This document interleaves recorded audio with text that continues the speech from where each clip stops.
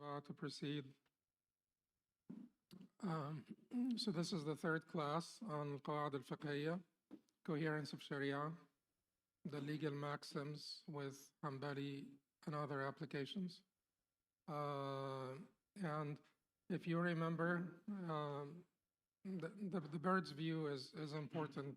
So I repeat myself a lot just to make sure that you're familiar with the topic. So I'll try to zoom in on today's discussion.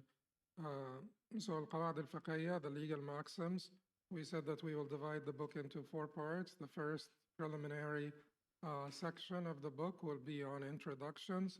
The second will be on the grand legal maxims, the 5 that we kept on repeating every time. So you should remember them by now. الأمور بمقاصدها يقين لا يزول بالشك لا ضرر ولا ضرار المشقة تجلب التيسير العادة محكمة. So these are judged by their intentions. Certainty is not overruled by doubt. There should be no harm or reciprocation of harm. Hardship begets ease or concessions. And customs are given consideration. These are the grand legal maxims, and they have many branches. So the second section will be about them. The third section will be about the independent legal maxims that are short of the grand. They are not as comprehensive. They don't have as many applications as the grand legal maxims, but they are still universal legal maxims that have many applications. So that's the third section. And the fourth section will be on fiqhi regulators, which are like legal maxims with one difference. So they only apply within sort of a chapter, or they have a smaller, narrower scope of operation than the regular legal maxims. So we are discussing the preliminary section, and we said that the preliminary section will cover the 10 principles that should be addressed when you introduce a subject for the first time. And we basically talked about those 10 principles several times, so we will not repeat here. But last couple of times, we were talking about the definition of the subject and the subject matter. Definition and subject matter. We're still trying to introduce the subject, and we're still trying to talk about the very beginnings of any introduction. So if you remember that we said that the definition basically, or a ta'rif, is important. It's not unimportant. It is important. You want a good definition, and we said that the good definition would be inclusive of everything that belongs to the defined and exclusive of everything that doesn't belong. And we said that it should be clear also. But remember from the first time, we said definitions are neither necessary nor sufficient for conceptualization. We said that. And this is basically the thesis of Imam Ibn Taymiyyah's critique of Aristotelian logic, or part of his response to Aristotelian logic when it comes to mabahith al-tasawurat, or the chapters on conceptualization. Definitions are neither necessary nor sufficient. So the definition that we have gone over, even after we address the subject matter, would not give you enough conceptualization. And for better discernment of al-Qawaaid al-Fiqhiyya, you want to compare al-Qawaaid al-Fiqhiyya to similar subjects. You want to compare the science, the similar subjects, similar topics, similar sciences. And you want to know the relationship between this particular topic or discipline of knowledge and other disciplines of knowledge that are related. So we will talk today about the nisab, the relationships. When we talk about the relationship, we will talk about the relationship of al-Qawaaid al-Fiqhiyya to the relationship of al-Qawaaid al-Fiqhiyya to fiqh. All of this is about fiqh, right? Because you need to know the family of the particular discipline that you're studying, which family they belong to. We've defined that, we've talked about subject matter, but which family does it belong to, and what is the relationship between this discipline and other related disciplines? Of course, this is a fiqhi discipline. It's called the Qawaaid al-Fiqhiyya. It is related to al-fiqh. And you want to remember that the Islamic worldview is what? Is based on إن الذين آمنوا وعملوا الصالحات كانت لهم جنات الفردوس نزلا خالدين فيها لا يبغون عنها حولا. الذين آمنوا وعملوا الصالحات. Those who had faith, those who were the believers who had faith and did righteous deeds or were righteous in their actions. So it is basically faith and righteousness. These are the two pillars. And when it comes to righteousness, there is the righteousness of the interior and the righteousness of the exterior, right? Al-batin wal-zahir, amal al-batin wal-zahir, internal actions for interior and exterior. So if that is clear that that will be sought for themselves and the sciences, we seek them for themselves, or what? Fixing the faith, that is, aqidah. It is not apologetics. Most of the aqidah that we do is actually apologetics, not aqidah. It's the sort of the pure aqidah. These are the things that Muslims need to know about their Lord and their belief system. So it is aqidah. And then when it comes to fixing your interior, that is tazkiyah, also called tasawwuf. And when it comes to fixing your exterior, that is fiqh, your actions. So all of the actions, all of the exterior actions that belongs to the discipline, they belong to the discipline of fiqh. Fiqh itself is divided into ibadat and fiqh al-mu'amalat. Basically your relationship with Allah, fiqh of transactions, that is your relationship with everything else, including yourself. So when it comes to your relationship with yourself, that would be mainly. And when it comes to your relationship with others, so the mu'amalat will be divided into the financial transactions, not necessarily just the like financial fiqh in general. And then you have al-usra, the fiqh of family, which doesn't only include marriage, but marriage and divorce and custody and all of those issues, family. So, and they usually had fiqh al-ibadat first because these are the rights of Allah. They should come first. And then after fiqh al-ibadat, they had the fiqh of financial transactions because once you have known your Lord, you need basically to fend for yourself, to support yourself.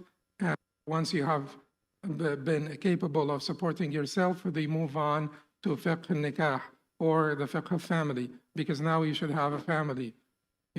Start with knowing your Lord, commitment to your Lord, fending for yourself, and then having a family.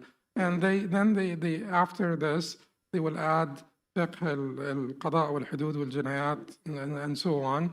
And sometimes they put jihad at the end, and sometimes they put it between ibadat and mu'amalat.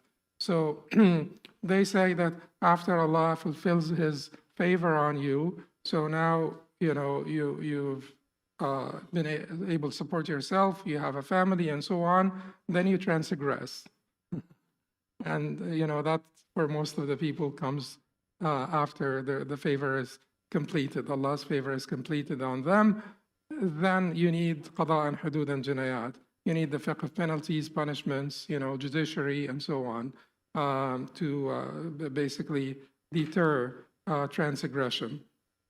Jihad is sometimes placed between fiqh al-ibadat and mu'amalat, because in one sense it belongs to ibadat, and another sense it belongs to mu'amalat, or since it is dhirwat al-sanam, or the peak or the pinnacle, they put it at the end, because that is when you have done, you have committed to Allah and to the creations, and you have done your best. Now you will need to resist temptations that attempt to make you swerve, or to make you deviate from the straight path. And that is what jihad is about. So this is fiqh, and this is intended for itself. This is one of the end sciences. There are three end sciences. Aqidah, that's not apologetics, aqidah, fiqh, and tazkiyah. These are the three end sciences. So what about the Quran and the Sunnah? Well, eventually the Quran and the Sunnah will tell you about aqidah, fiqh, and tazkiyah. So these are the sources. These are called source sciences. And it's extremely important that you read the Quran and the Sunnah. But when you read the Quran, Allah is telling you about these things. Allah is telling you about your aqidah. Allah is telling you about your actions, and correct them. So that is ultimately, these are ultimately the end sciences. So let us figure out now how al-Qawaaid al-Fiqhiyya would relate to these end sciences.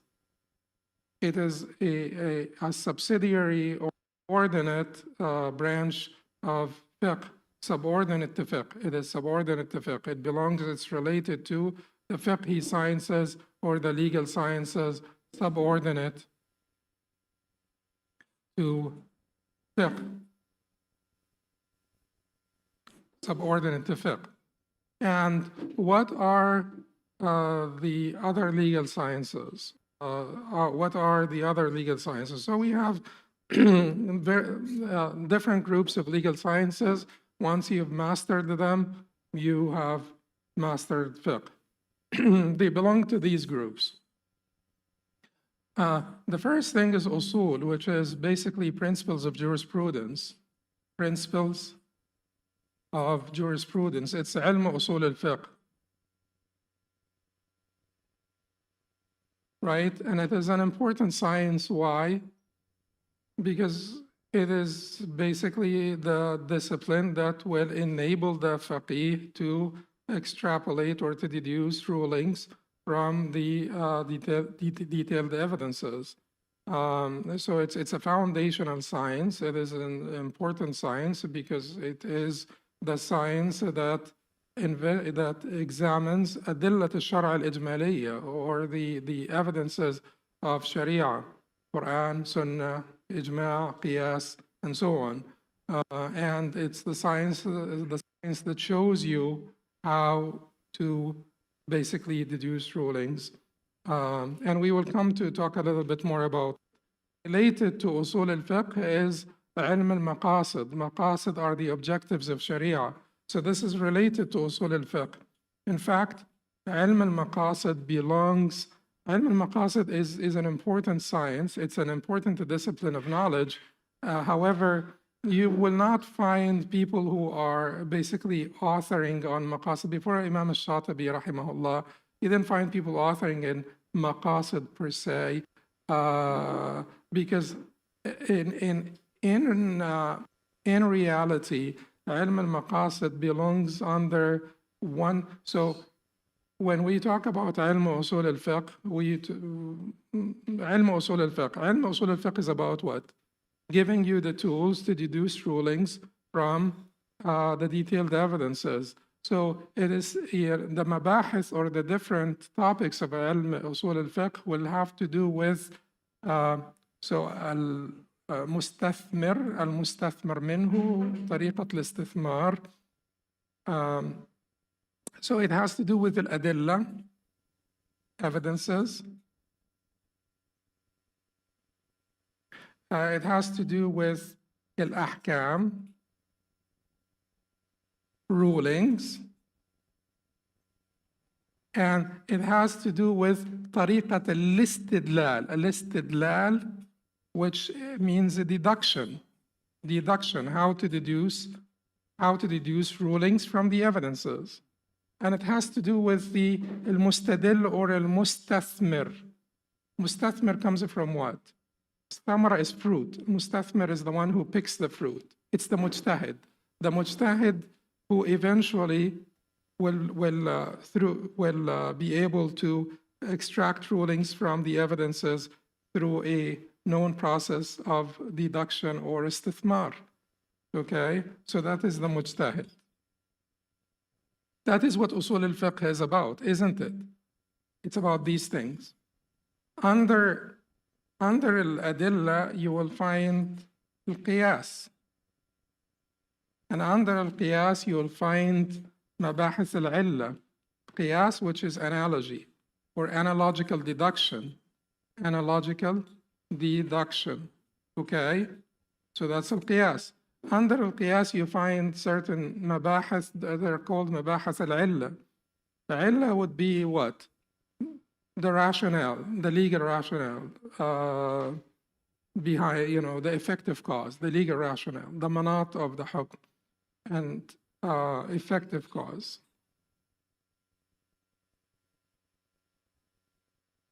Or rationale. Or ratio legis. Okay, so under al-illa, you will find mabahith al-munasaba. Al-munasaba means what? It means suitability, Is this particular description suitable to hinge the ruling on it or not? Is this particular description, So a Bedouin man came and urinated in the masjid, and the Prophet ordered them to basically submerge it in water. So what is in the description here that would basically call for the submerging the urine? Does the fact that he was Bedouin have to do anything with this? No, it doesn't. Therefore, even the fact that he was a man doesn't have much to do with this. Therefore, these are all descriptions that will be cancelled by the mujtahid to zoom in on the description that will be madrak al-hukm, that will cause the hukm. It's urine, and urine is najis. Okay? So, al-munasaba, the suitability, it is something that you need to be familiar with. Now, under mabahith al-munasaba, you need to study al-maqasid. You need to be aware, you need to be cognizant of the objectives of the Sharia so that you could know which description is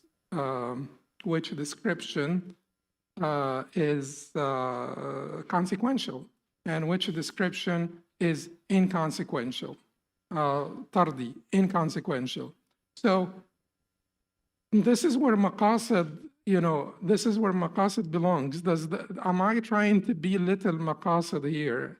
No, I'm not, but I'm trying to show you where, the relationships, the family tree. But then maqasid became a discipline by itself. Certainly, some people abuse the concept of maqasid or objectives of Sharia.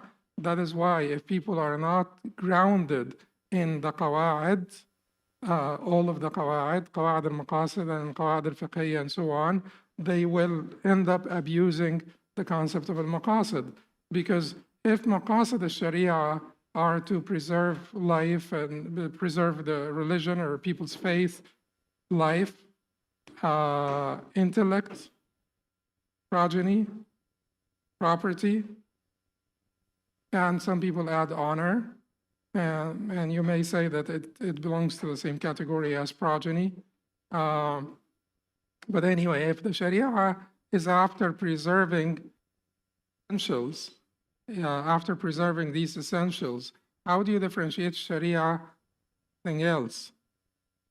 Because like which law in the world that would not claim to be preserving, I'm not quite sure about faith, but to be preserving life, intellect, progeny, property, and so on. So if the Sharia is just about this, if this is enough to know, to be able to do your, ijtihad and so on, then there is no difference between the Sharia and any other law.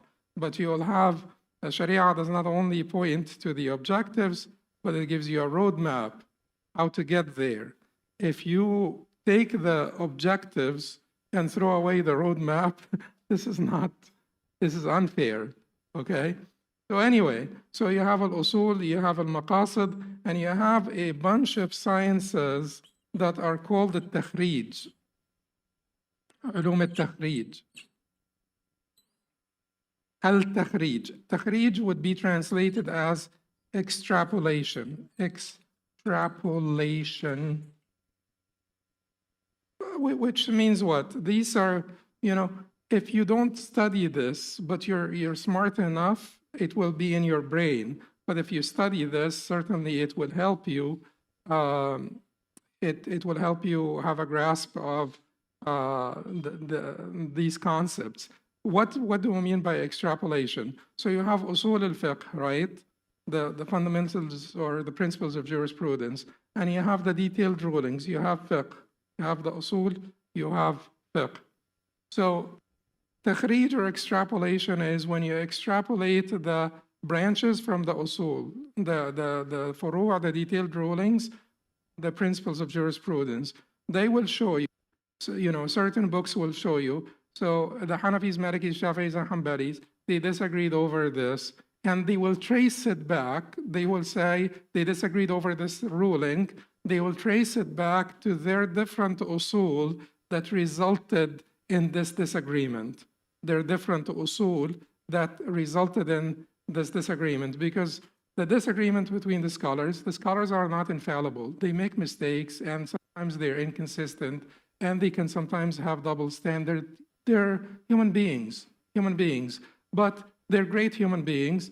They are learned human beings. So mostly their disagreements were based on usul that they had that reflected on their deduction and led them to arrive at different conclusions. So to basically to be able to trace back this fara' to this asl, this detailed ruling to this asl. The Hanafis said this because they have this asl. The Malikis said this because they have this asl. Tracing back, that's takhrij, extrapolation. But you could also do the opposite, extrapolation of usul from furu'. And you could extrapolate usul from usul and furu' from furu'. Anyway, this is a discipline in and of itself. It's a great discipline. It's called the takhrij. And it is very helpful for the faqih to have mastery of fiqh. So this is basically a category of legal sciences. There are other categories. Okay, maybe we'll just. So we said the usul and then the sciences that are related to al-usul. And then you will have ayat wa ahadith al-ahkam. Ayat wa ahadith al-ahkam, which are basically the verses of the Quran and the hadith of the Prophet ﷺ that pertain to rulings,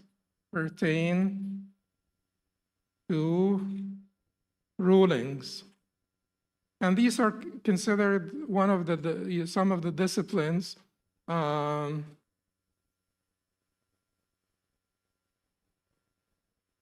some of the important disciplines that pertain to fiqh. Ayat wa hadith al-ahkam, the verses. There are books that are separate, like when you study Bulugh al-Maram, for instance, or you study like a commentary on Bulugh al-Maram, when you study al-Muntaqa by Imam ibn Taymiyyah, the grandfather, not the famous one, you're studying the hadith of al-ahkam.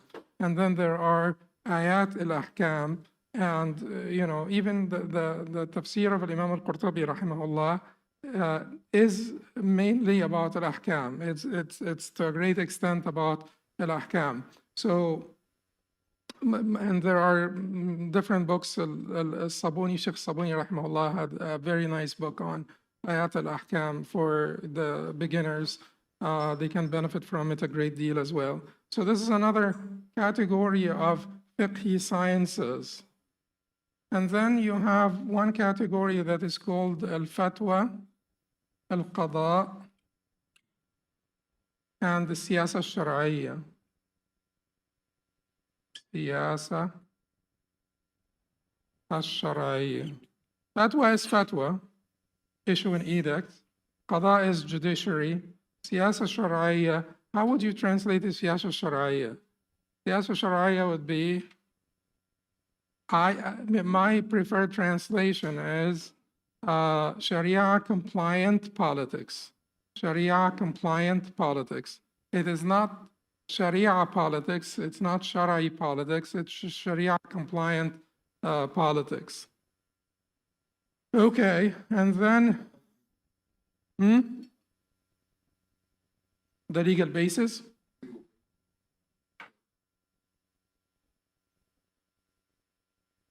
That's, you want to translate it as legal basis for the politics? Yeah. Like we'll just call Siyasa Shariah legal basis for politics? No, it's possible. It's possible, but you know, Sharia compliant politics is easier. Yeah. Anyway, it's Islamic guidelines, governance, and this is like a hotly debated topic. Governance. Islam does not provide detailed rulings when it comes to governance. It provides guidelines that a Muslim should be aware of and should certainly be sensitive to.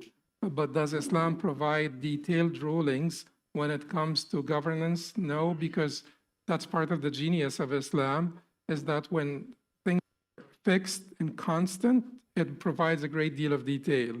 Like if you compare the number of hadiths that are related to prayers, for instance, or to wudu, to the number of hadiths that are related to governance, you will find that difference, because things that are subject to circumstantial variables, Islam provided guidelines. So that is why it is best to call this Sharia compliant politics. There are still guidelines. These guidelines are important to observe, in governance, in politics, and so on and so forth. But they are still guidelines. Okay. And if there are some detailed rulings, those detailed rulings are not basically the rule. They are the exception. But the guidelines, it was meant for this particular section of activities to be regulated by the Shariah. It will not be flexible enough to adapt to circumstantial variables. Okay, so anyway, and then you have like another group of fiqh sciences that are called al-Madakhil, تاريخ التشريع, and طبقات الفقهاء. Madakhil would be intros, introductions. So when you study fiqh, you want a book that will basically familiarize you with fiqh and familiarize you with the writings on fiqh and the developments within the different madhahib, how to study a particular madhab, the terminology used by the people in that madhab, because the terminologies differ. So if you basically studied the Shafi'i madhab and now you're trying to study the Maliki madhab, you may be lost because they have different terminology. So you need to familiarize yourself with the terminology of the people in this particular madhab and so on. So these are al-madakhil introductions, a famous book on madakhil. And we said that science is developed. So many of the things that the scholars had in their mind, they put them down, for the students of knowledge to learn them in a systematic way. So when we say that Madkhal ibn Badran is a great book on al-Madakhil, we're not saying that al-Mardawi did not write on Madakhil, but the Ibn Badran, who's largely a contemporary scholar, wrote a separate book that is called al-Madkhal to the fiqh of Imam Ahmad ibn Hanbal. So, some of these sciences came later than others. They were crystallized. It's not like the science itself, the concepts themselves were absent. No, they were not absent. But they made it a discipline by itself and started to author on it at different stages. And some of these sciences came much later than others. And we will see when we come to the development of al-Qawaaid al-Fiqhiyya that it was one of the later sciences, not the earlier science. So fiqh preceded usul in authorship, even though conceptually fiqh cannot come before usul. You need usul to have fiqh.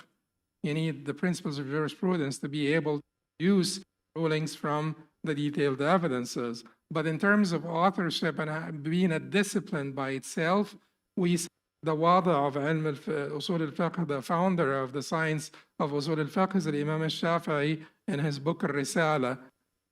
So this came, about 200 years after fiqh came about.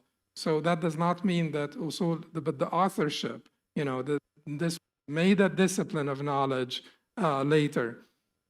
So anyway, al-Madakhil Tarikh al-Tashri'a would be history of legislation, and we had a series here, like when I first moved to this area, we had a series on Tarikh al-Tashri'a, or history of legislation, which will tell you about the development of legislation from the time of the Sahaba, even from the time of the Prophet ﷺ until today. The development in the discipline of fiqh, the different developments in the discipline of fiqh, and the different phases and stages, and people disagree over these. A lot of people disagree over these things and the different characterizations. But anyway, it's a discipline.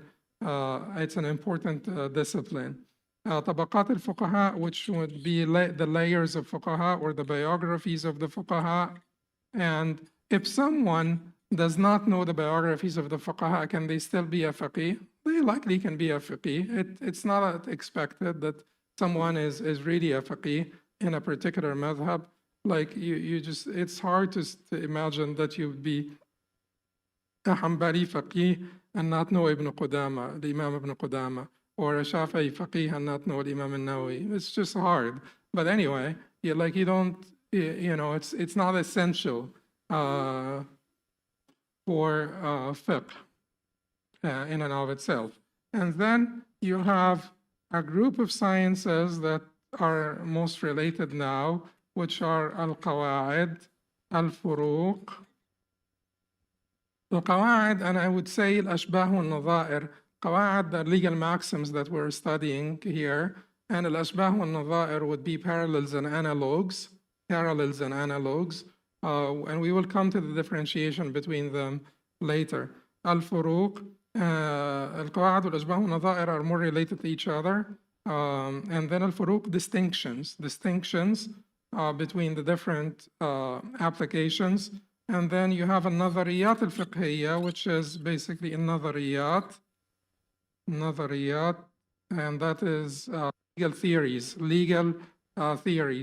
And you have, I think that this is enough for this group. So now these are all disciplines related to the science of fiqh, which is sought for itself because it is how you correct your ibadah and muamala, your worship and your dealings with people, including yourself. Okay.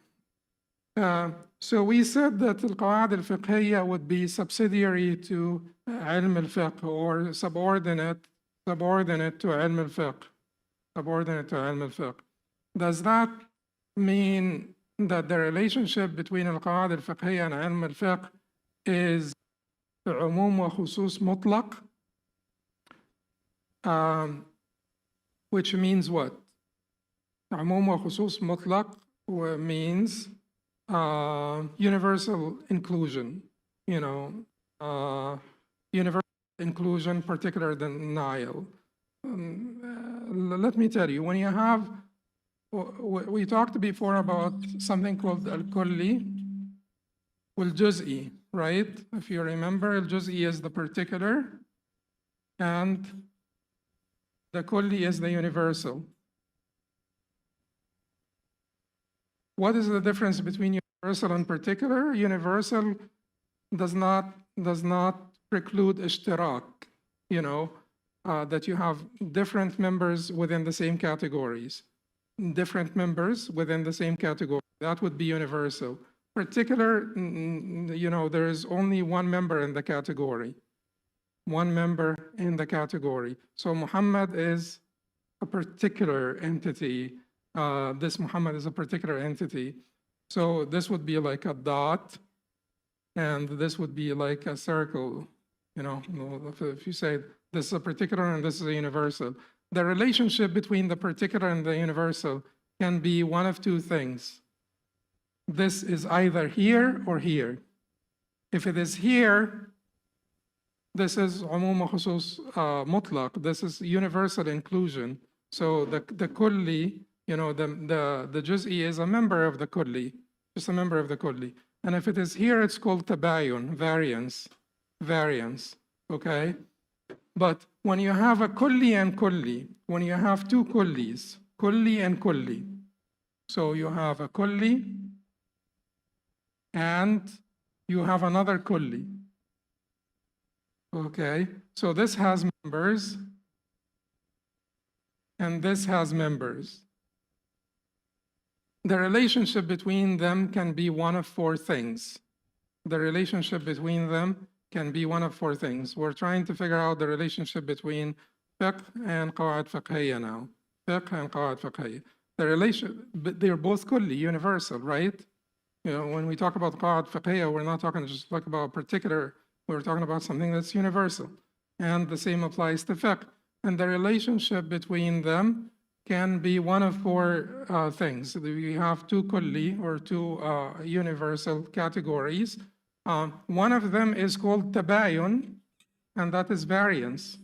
These are the Venn diagrams. The Venn diagrams are very helpful, by the way. Variance, okay? On the very opposite side, you have, this is a kulli, and this is another kulli. Okay, you should not have seen two lines. I meant complete overlap. When you have meant complete overlap, this is called at-tasawi, which is equivalence. So hijara, stones, and humans. Stones and humans. Stones, humans. No human is a stone, no stone is a human. Okay, this is variance. Here, when we say al-Dahik wal-Katib, for instance, this one is al-Dahik, laughing, and one is al-Katib. Katib means writer, or, yeah.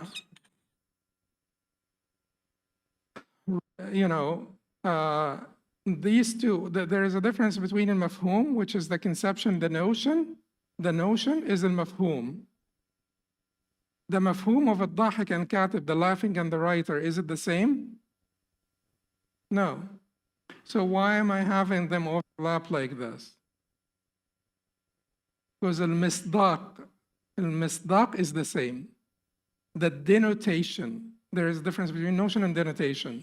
Notion is the mafhum. Al-misdaq, things in the in the external reality to whom this term applies. In the misdaq, or the external reality, or the denotation, they are the same thing. Every dahik is katib, and every katib is dahik, because these are called what? Khassa for the human being. These are called khassa for the human being. Do you remember the difference between the khassa and the property and the fasl, the differentia? We said but anyway, just go back to the first session. But anyway, these are particular to human beings, And when we say this, we don't mean by actuality, we mean by potency. So because not every human being is able to write, but by potency, you have the potency you have the ability to write if they teach you, So not every human being is a writer, but by potency. Bil-quwwa, not bil-fi'l. By potency, not actuality. So this is a relationship of equivalence, tasawi, okay? And then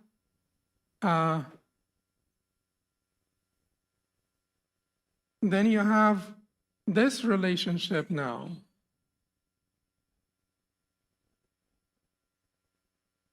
And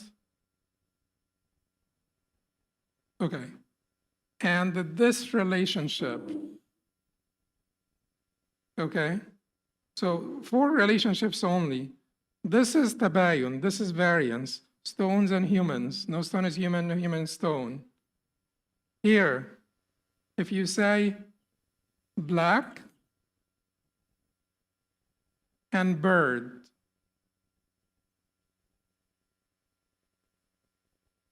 not all black things are birds, and not all birds are black, right? This is a universal category. This is a universal category. Do they overlap? Yes.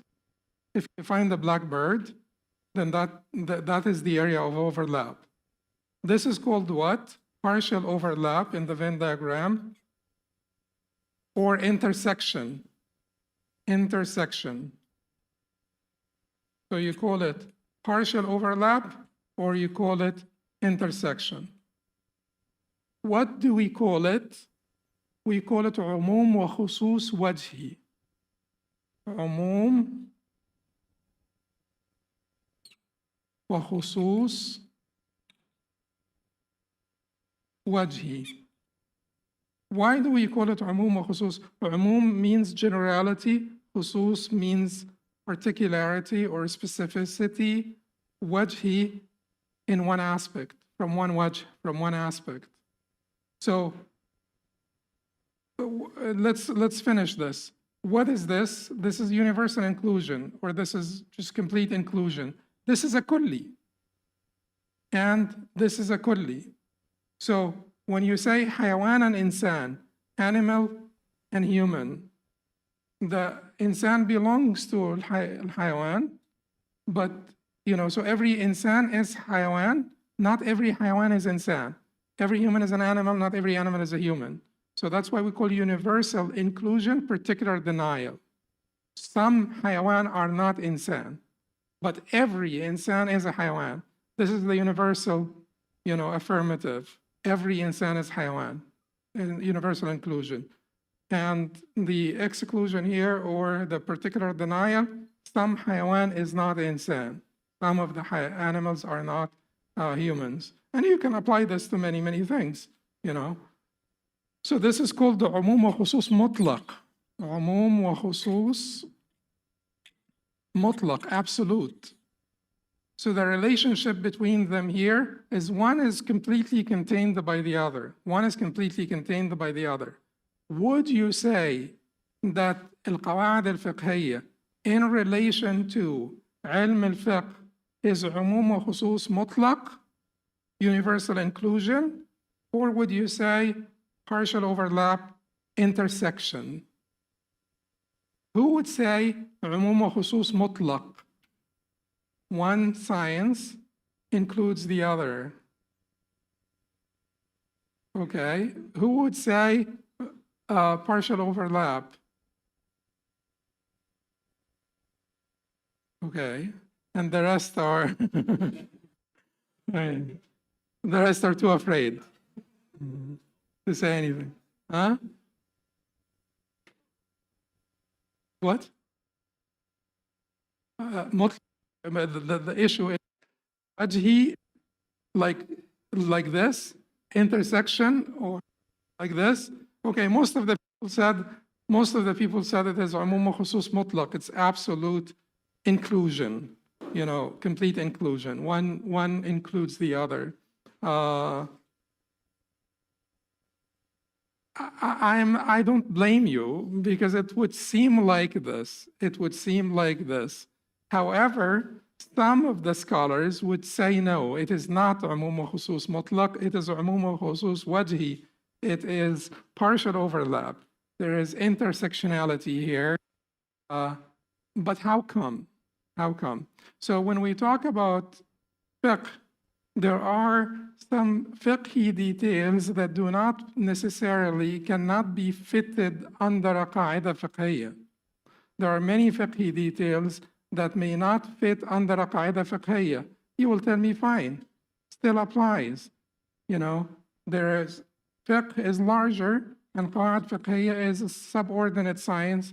It is here. So if you're saying that some fiqhi rulings do not necessarily belong to a qaida fiqhiyya, that's fine. I'm okay, I can live with this. However, you know, they may come back and say some qawaid fiqhiyya may have applications outside of fiqh. Some qawaid fiqhiyya may have applications outside of fiqh. Therefore, you will have to use this diagram. Now, is it just like this? No, it may be, you know, so this diagram can be drawn like this, right? So this would be al-Qawaaid al-Fiqhiyya and this would be al-Fiqh. So it doesn't have to be like this, you know, but there is partial overlap, intersection. Why do we say this? Why do we say this? Remember one of the Qawaaid al-Fiqhiyya, al-Yaqeen la yazul bil-shak, which means what? Certainty is not overruled by doubt. This can be applied in aqeedah, not just fiqh. Can you apply this in aqeedah? Of course, you could apply this in aqeedah. In fact, we always, you know, recall this qaida in aqeedah. This is actually a way of life. It is not, you could apply this in your episteme, in your epistemology, in your way of knowing things. You could always apply this in your way of knowing things, which is called epistemology. So it is much wider in its scope of operation than fiqh. The yaqeen la yazul bil-shak. Certainty is not overruled by doubt. And this is something that we have to learn to apply. Inshallah, when we discuss this qaida, we will see that this qaida is universally applicable, and we have to learn to apply this qaida. If you say ma buniya ala batil fahuwa batil, that which is based on batil, you know, something invalid, or that which is invalid in itself. So if you ma buniya ala batil fahuwa batil, that which is based on batil is batil, or invalid is invalid. So is this applicable outside of fiqh? Of course it is applicable. لَإِنْ أَشْرَكْتَ لَيَحْبَطَنَّ عَمَلُكَ. What does that mean? If you ascribe partners to Allah, your deeds will be invalidated, will be ruined. that is ما بني على باطل فهو باطل. Your deeds are basically, they have to be hinged on faith. You know, من عمل صالحا من ذكر أو أنثى وهو مؤمن. He who does righteousness, whether male or female, while a believer, وهو مؤمن. So if it is not based on faith, then it is batil. If it is based on invalid faith, then it is invalid. Therefore, the relationship between al-Qawaaid al-Fiqhiyya and al-Fiqh is عموم وخصوص وجهي. It is partial overlap or intersection, not عموم وخصوص كلي. Because there are some qawaid that can be applied outside the discipline of fiqh. Clear? No questions about this? Yes.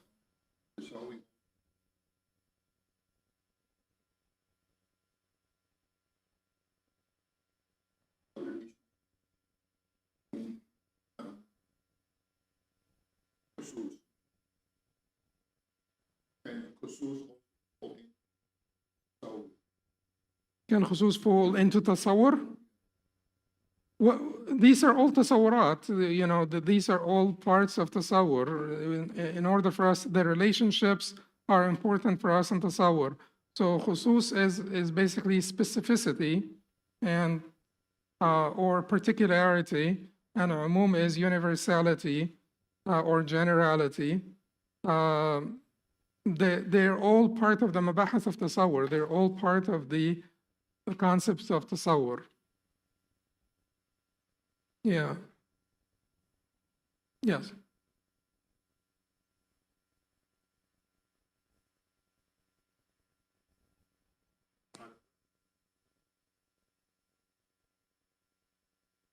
Yes.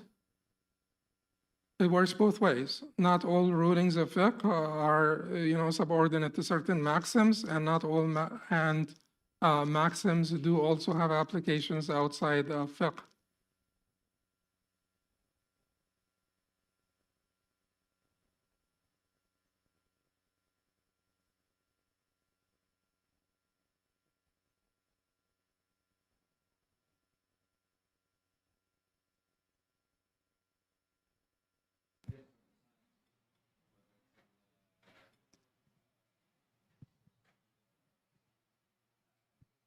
We could use the same terminology.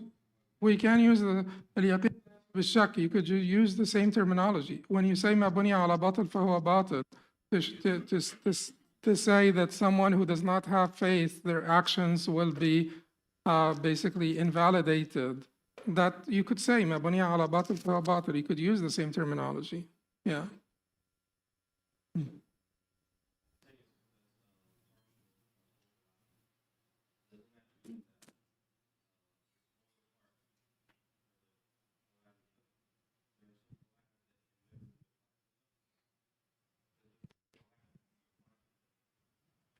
No, all the qawaid can be applied to fiqh, but they have applications outside the fiqh as well. So that is why in this area where it is a qaida and it is being applied outside of fiqh, it does not belong to that area of intersection. It belongs to the area where it is qawaid, but the application is not fiqhi. The application is aqadi or epistemological or some other application.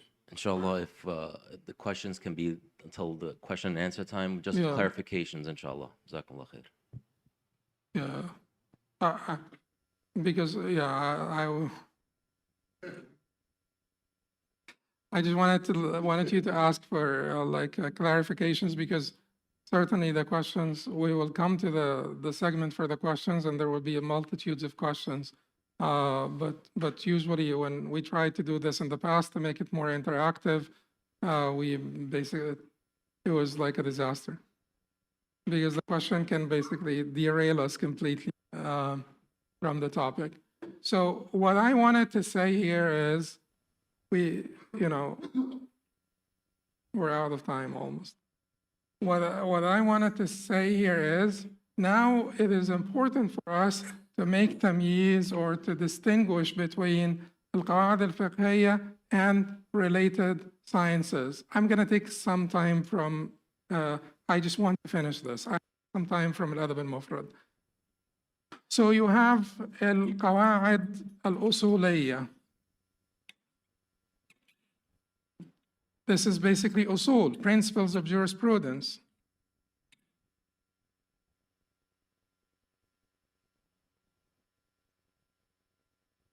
You have al-Qawaaid al-Maqasidiyya. These are the objectives of Sharia.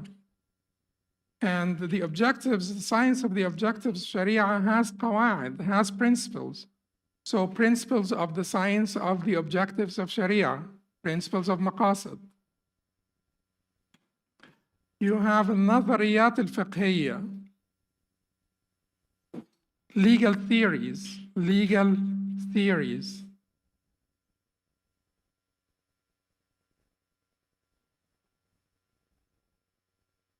You have al-Furuq. These are called the distinctions.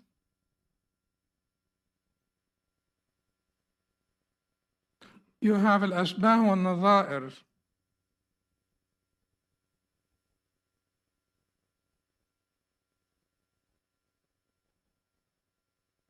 These are called parallels and analogues.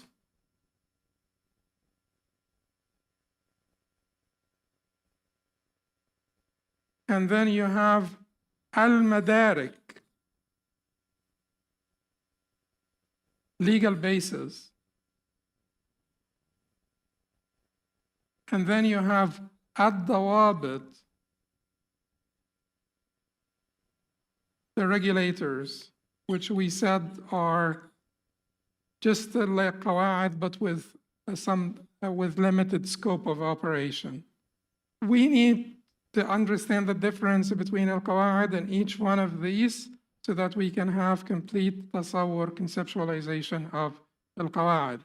So when you talk about, if you take al-Usuliyya, for instance, if we take al-Qawaaid al-Usuliyya, what would be the differences between al-Qawaaid al-Fiqhiyya and al-Qawaaid al-Usuliyya? First of all, what is the subject matter? The subject matter of al-fiqh and the subject matter of al-usul. Subject matter of al-fiqh is what? Human action. To basically designate a legal value for every human action. Designate a legal value for every human action. That's what fiqh is about. So human actions. The actions of the accountable individual. أفعال المكلفين, the actions of the accountable individuals. What is the subject matter of usul? الأدلة, أدلة الشريعة, the evidences of Sharia.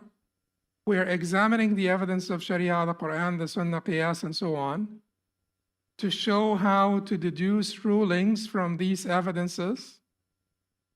And the method of deduction is part of the usul al-fiqh. The adilla, the rulings, these are all, and the person who's doing this also is included in the topics of usul al-fiqh. You understand now the difference between the two in terms of their subject matter. Qawaid al-Fiqhiyya are regulators. Qaida is a regulator. Qawaid regulates sciences. So al-Qawaid al-Fiqhiyya will regulate the science of fiqh.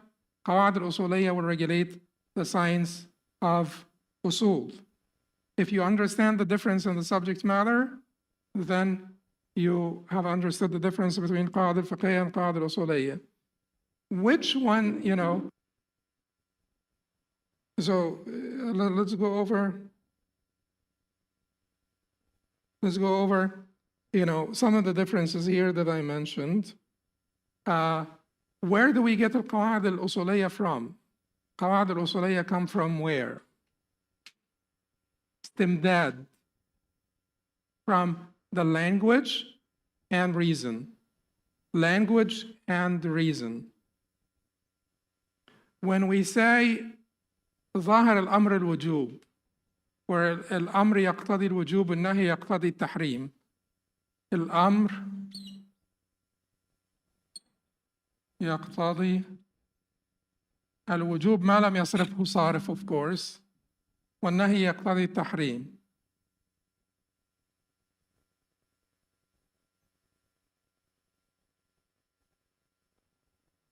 الأمر is commands. يقتضي imply.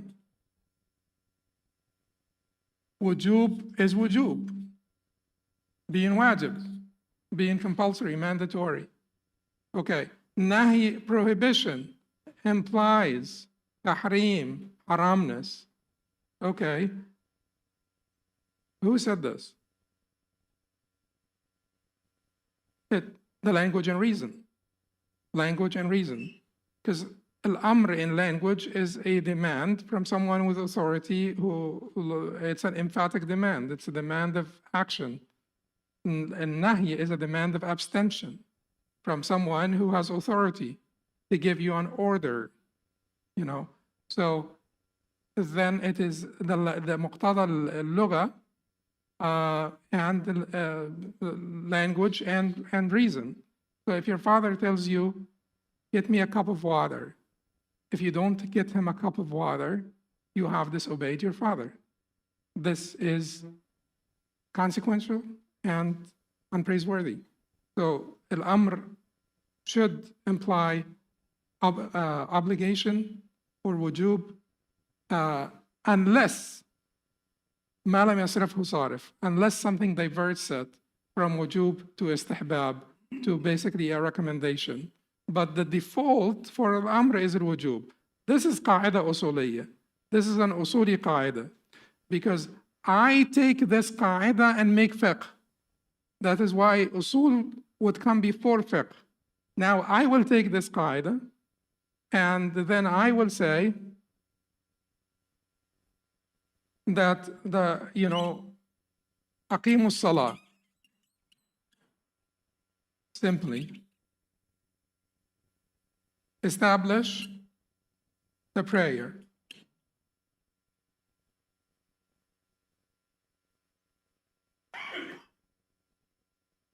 Of course, aqimus salah, it's almost necessary knowledge for you as a Muslim that this is wujub. But any command from the Shara, any order, anything, afu liha,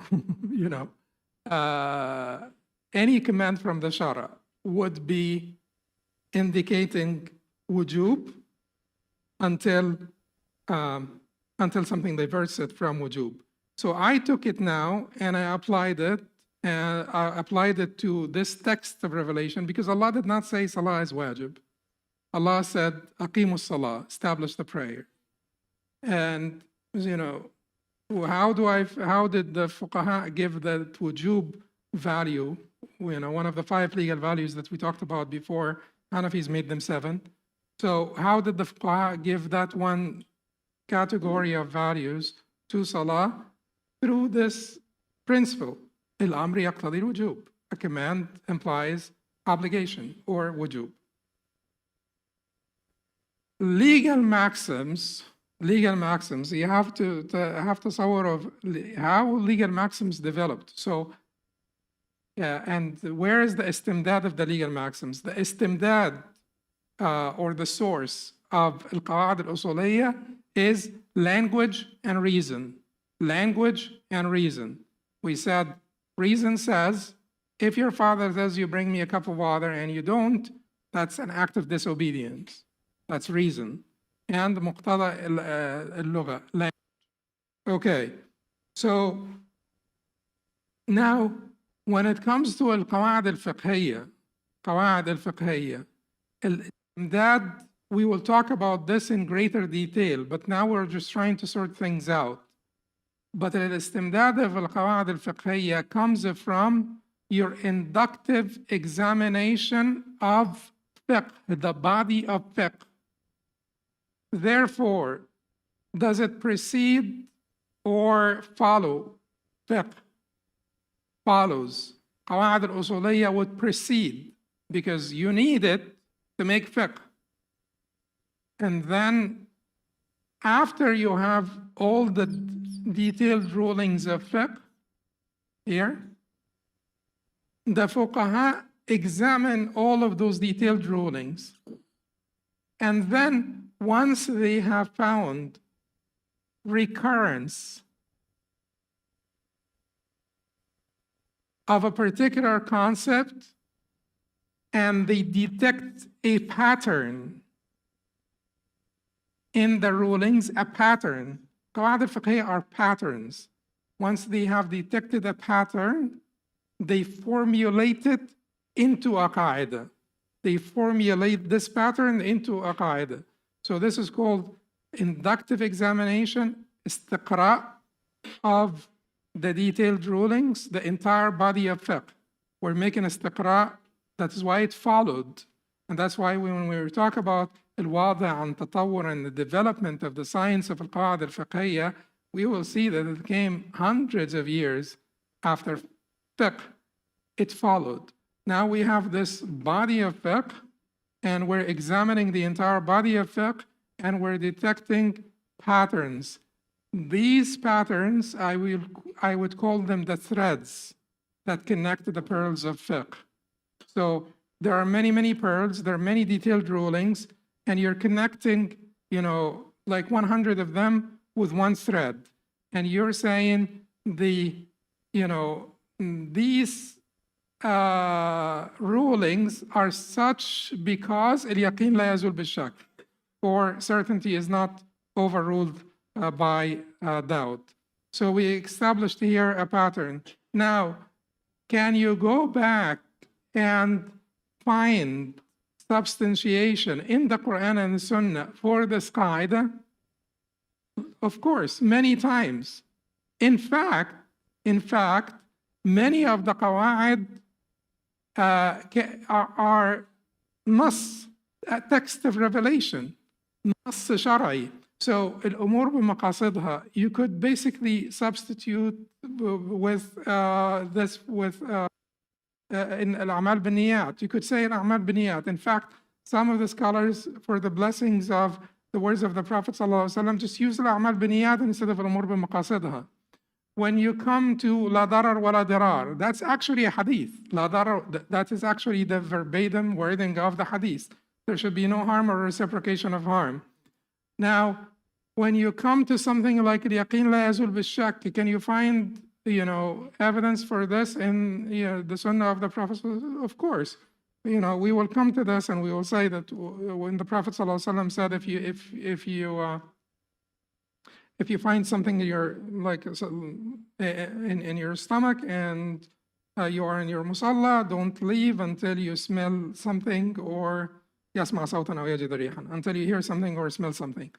So he's telling you, go by the certainty, the default certainty, until you are certain that you broke your wudu. So, and so on and so forth. So al-Qawa'id al-Fiqhiyya, you could find sometimes you may not. Sometimes they would be simply taken out of the patterns. We have seen a pattern here, and then we are extrapolating a principle from this pattern. But oftentimes, you could go back and find evidence for them in the Quran and the Sunnah. But the way they developed is by this inductive reading. The way they developed is by this inductive reading, and thereafter they were formulated into those basically eloquent, short formulas that we will have. So that is the difference between al-Qawa'id al-Usuliyya and al-Qawa'id al-Fiqhiyya. One precedes fiqh, one follows fiqh, one comes from the language and reason, one comes from the inductive reading of fiqh itself. Al-Qawa'id al-Usuliyya are more constant and universal than al-Qawa'id al-Fiqhiyya. Qawa'id al-Usuliyya would be more constant and universal than al-Qawa'id al-Fiqhiyya. So they apply without exceptions. Without exceptions. Al-Qawa'id al-Fiqhiyya, as we will discuss, and we have discussed, have many exceptions. But we said they are still universal, right? Okay. Well, some people thought that they are aghlabi, not kulli. They are predominant, not universal. And we say no. When you have some exceptions, that does not compromise their universality, because whenever you have an exception, you will be able to explain it. Had there not been a reason for an exception, كانت القاعدة اضطردت. The قاعدة would have been completely universal, would have been completely consistent, completely universal. But you will find that this exception basically belonged to another qaida, or to a nas shara or something of that nature. So they are kulli, they're both universal. However, al-Qawaaid al-Usuliyya, the principles of jurisprudence, are more constant, muttarid, consistent than and universal than al-Qawaaid al-Fiqhiyya. Having said that, it is important to know that al-Qawaaid al-Usuliyya and al-Fiqhiyya yatadakhalan.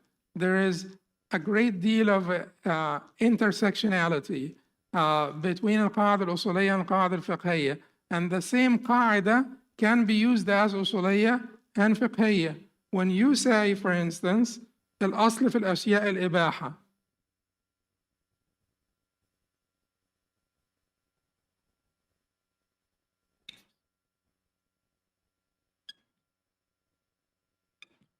this is an important qaida. It is both usuliyya and fiqhiyya. Al-asl is what? Default. In al-ashya', all things.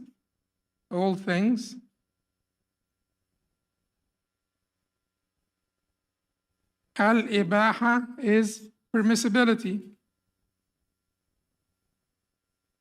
So the default is in all things is permissibility. Is that the default in all actions? All things. Okay. What if you want to apply this to actions? You will separate between ibadat and muamalat. The default in ibadat is a tawqif that you have, in order for you to call it ibadah or an act of worship, you have to trace it back to the Prophet ﷺ. And the default in muamalat is permissibility. Default in muamalat is permissibility. So whenever the financial sector comes up with a new contract, we will say, what is haram about it to forbid it? We will not say, how can we nubihu, or how can we legalize it or permit it? We will ask ourselves, what is haram about it to forbid it? And usually you would say, the riba, gharar, ghabn, these would be the bigger ones. Jahala, etc., part of the gharar, riba, and undue risk taking, usually undue risk taking and inequity. You would be looking for something to forbid it. But anyway, is this a qaida usuliyya? Yes. The usuli would look at this and say, this is a dalil ijmali, dalil kulli lil-sharia. This is one of adillat al-sharia. One of adillat al-sharia that we use to deduce rulings is al-asl fi al-ashya' al-ibaha. So I don't need a proof to say something is halal. I need a proof to say it is haram. Okay? And then can we use this as a qaida fiqhiyya? Yes.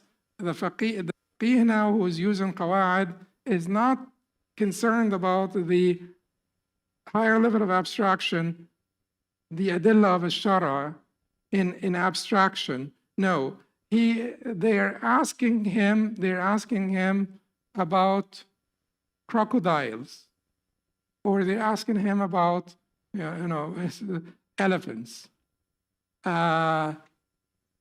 I'm not going to say it. Imam Ahmad said, I have not seen anyone with a greater nab or canine teeth than an elephant, meaning that it belongs to the you know, the prohibition of all predatory animals that have canine teeth. But anyway, but it's a controversial issue, So someone may say, الأصل في الأشياء الإباحة. The default is permissibility. Whatever animals you find, you know, like when people came to the Americas, they found animals that they were not familiar with, right? And then if you were a Muslim, you would say, الأصل في الأشياء الإباحة. You will certainly, you know, predatory animals with canine teeth, you will exclude from this. But if you found an animal that is not predatory with canine teeth or claws, then you will say, الأصل في الأشياء الإباحة. I don't have to find the proof on the premise. This is the faqih now using it as a qaida fiqhiyya to apply it to a particular act. Can I eat this? The faqih will tell you, الأصل في الأشياء الإباحة. You know, the default is permissibility. So one, you know, the same ruling, when we talk about sadd al-dhara'i' or blocking the means to evil, sadd al-dhara'i' or blocking the means, It doesn't say blocking the means to what, but of course it is blocking the means to evil, not to good. Sadd al-dhara'i', blocking the means. This is in Usul al-Fiqh. It's a matter of disagreement between the scholars in the different madhahib. Is this one of the adillat al-Shariah, one of adillat al-Shariah, or not one of adillat al-Shariah? The Malikis and Hanbalis would tend to accept this as one of adillat al-Shariah. The Hanafis and Shafi'is say no, it is not. But when it comes to it as a qaida fiqhiyya, in the application of the fuqaha, they universally apply. Regardless of their disagreement on the usul over blocking the means, you will find them in their applications blocking the means to evil. So as a qaida fiqhiyya, as a qaida usuliyya, it may be a matter of disagreement, but in application or as a qaida fiqhiyya, it's universally applied. I am happy that we at least finished the difference between al-Qawaaid al-Fiqhiyya and al-Qawaaid al-Usuliyya, because that is the most important distinction. Next time, we will finish the difference between Qawaaid al-Fiqhiyya, al-Qawaaid al-Maqasidiyya, or the principles of objectives of Sharia, and al-Nazariyat al-Fiqhiyya, the legal theories, and al-Furuq, the distinctions, Ashbah al-Nadha'ir, parallels and analogues, al-Madarik, legal bases, and الضوابط regulators. قولوا قولي هذا واستغفر الله لي ولكم سبحانك اللهم وبحمدك أشهد أن لا إله إلا أنت أستغفرك وأتوب إليك. And maybe we should have a break for 12 minutes and come back at 9:30 inshallah.